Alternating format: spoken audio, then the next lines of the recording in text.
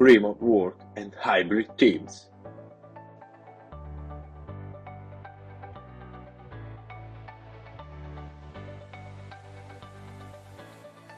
COVID-19 has changed many things in the world of work, especially in software development. Offices have remained empty and teams have gone from co-located to remote or hybrid teams. Remote teams are teams composed of all people who work from locations other than the company headquarters or office, generally from home, co-working spaces or other locations. Hybrid teams, on the other hand, are composed of people who work from the headquarters or office and other people who work remotely.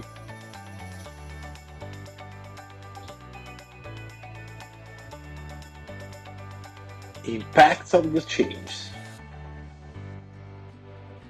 Productivity has changed.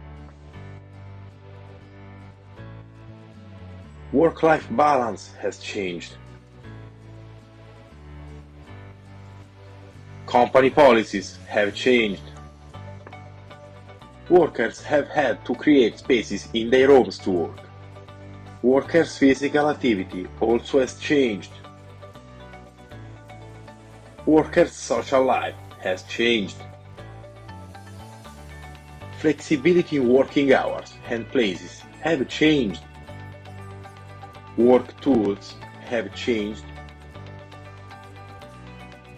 Work sessions have changed. For example, pair programming sessions are fewer and fewer, and if they exist, they are virtual.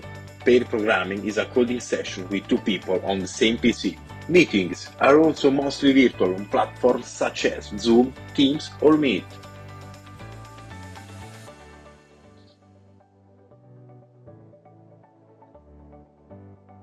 Let's analyze the advantages of these changes. The first advantage is the time saved and the flexibility of hours, accompanied by less pollution both due to the lack of travel. People are therefore able to have more time for their families. Then there is greater comfort, as many have found it more comfortable and quiet to work from home than in a shared office. Code production has not undergone significant change. Furthermore, personal activities can be planned more easily, and there is more concentration and fewer distractions.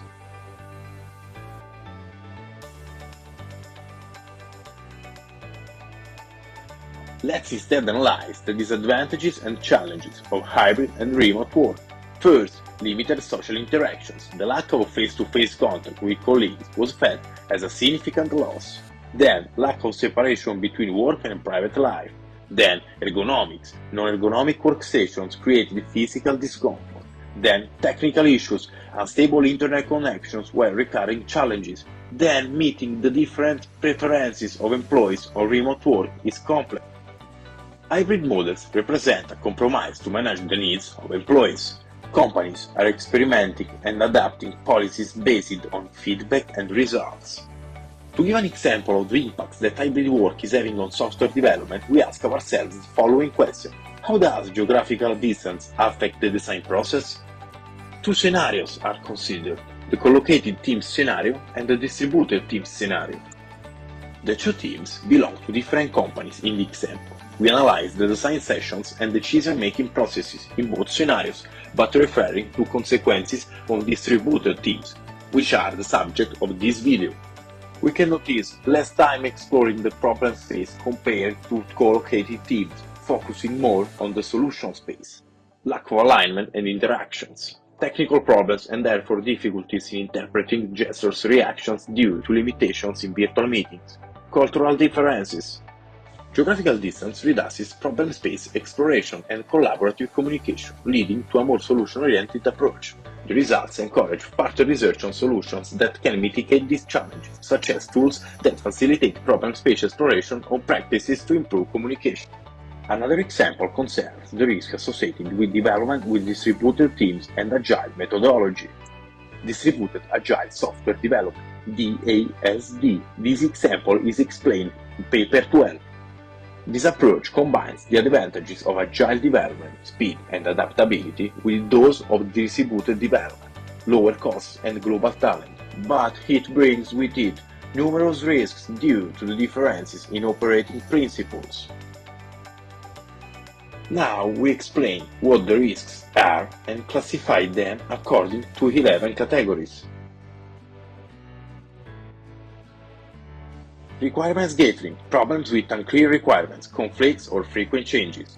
Project goals, ambiguity due to cultural differences or lack of direct communication. Design conflicts and inconsistencies caused by lack of team cohesion. Lack of pair programming and coordination in coding.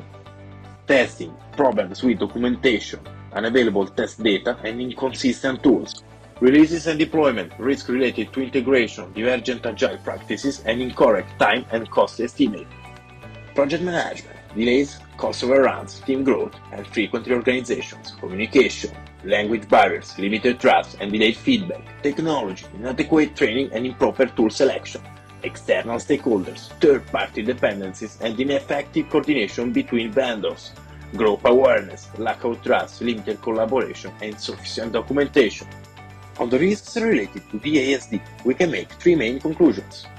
Risk management is essential to reduce the threat of failure in DASD projects. Risks, if identified and mitigated in a timely manner, significantly improve project efficiency. Current approaches to risk management in DASD show many gaps, especially regarding automation and consistency across distributed teams. To manage risks and trust of hybrid teams, companies are adopting different policies and strategies. Let's try to explain them. As infrastructure adaptations, many companies have provided reimbursements for home equipment. In addition, tools have been provided to support distributed work, such as monitors, webcams, headsets, and other tools useful in video conferencing. To support productivity, companies have adopted improved routines for their employees, with scheduled breaks, virtual social activities, coffee breaks, even in-game virtual events. Current company policies are very flexible. Employees in many companies are forced to go to the office only a few days a week. In addition, many companies have moved to the work from anywhere WFX model, allowing employees to choose where and when to work. Based on different post-pandemic policies, different approaches emerge. We can summarize the main policies adopted by companies today.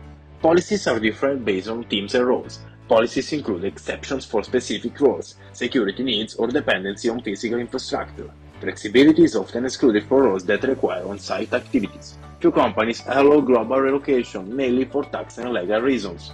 Insurance policies are evolving to cover risks related to working from home. Informal interactions and social activities are encouraged, such as chats before meetings or periodic virtual meetings for team building. Furthermore, to improve social connection and strengthen communication, many companies adopt standard communication tools and timing. In addition, there are regular meetings with feedback and updates between managers and teams to have greater attention to the needs of employees. Let's take an example considering Paper 10 that describes an educational simulation of Scrum for distributed teams in order to increase productivity. An online Scrum simulation is proposed using the multiplayer video game Don't Starve Together, DST. Briefly, DST is a horror-themed survival video game where the player has to survive as many days as possible. The pandemic has highlighted the need for online learning tools, especially to simulate team-building experiences and collaborative work. DST was chosen as digital playground for the simulation due to its survival, cooperation, and realistic environments. The following tools are used in the simulation: the DST game with the support of Discord for voice communication and Trello as an agile board.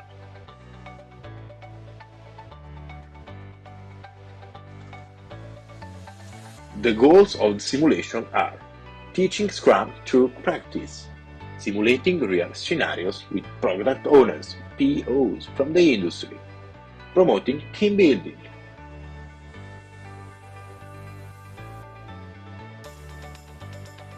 The simulation lasts 3.5 hours. Students play developers and Scrum Masters, while POs can be students, teachers, or industrial collaborators. In the sprint, students manage a backlog of game-related tasks, similar to tasks in a real software project.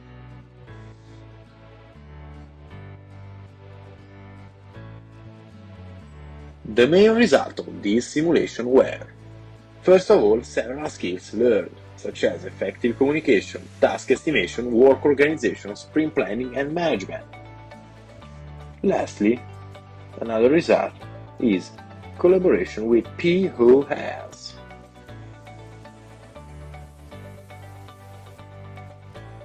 The participants' perceptions were reset.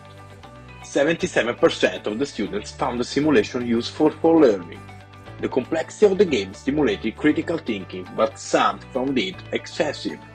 The simulation promoted team building and improved the practical understanding of Scrum. During the simulation, some critical issues were also encountered. Limited time for some Scrum events. Technical complexity of the game for those not familiar with video games.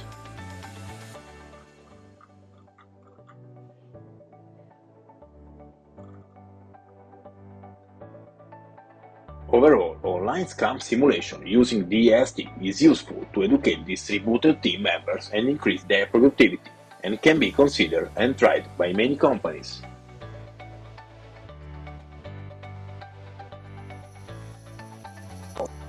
Let's now analyze the results obtained by companies with changes working methods. Working from home has brought significant benefits for productivity and quality of life. We report some results and some data based on surveys and interviews conducted with employees of companies such as Microsoft, Spotify, Ericsson, and Sony. Only 9% of employees want to return completely to the office, while 40% prefer to work from home most of the time. 65% of participants reported unchanged or improved productivity levels, but 35% felt less productive. The majority prefer hybrid models, a minority opt for purely remote or in-office working. Managers show a greater preference for working in the office than non-managers. This is because employees see remote working as a right, while managers try to balance productivity and innovation. Younger employees tend to prefer being present in the office, often due to an unsuitable home space. Factors such as age, role, commuting time, and family situation influence preferences. Spontaneous social activities such as coffee breaks decreased by 78%, and this is very significant.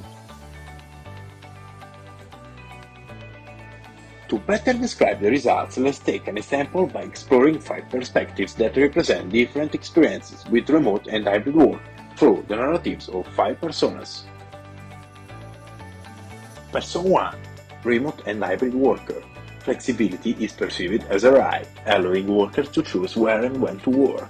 In this way, workers have a greater control over their schedule and an increased perceived productivity. But there is also an irregular presence in the office, with consequent difficulties in coordination. Person 2. Remote employees in hybrid teams. They feel a sense of isolation compared to colleagues who are physically present, with a decrease in team cohesion and risk of FOMO. Person 3. In-person workers. More introverted employees find socialization in the workplace crucial. They need more support from colleagues, mentorship, and learning opportunities in the office. Person 4. Manager. Remote work is a manager's nightmare. Moreover, they find managing teams with heterogeneous preferences complex and unsatisfying. They find it difficult to detect conflicts and have frustration in managing hybrid meetings. Person 5. Senior managers. Remote work has a threat to the company culture that depends on interaction in the office. Investments have been made to make offices more welcoming, with plans and informal spaces, but with limited results.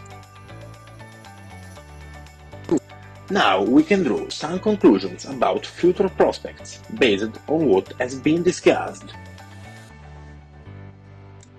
Work in the near future will increasingly be in hybrid mode, combining the advantages of remote work with those of in-person interactions. Companies are facing challenges around socialization, pairing, connectivity, and team cohesion.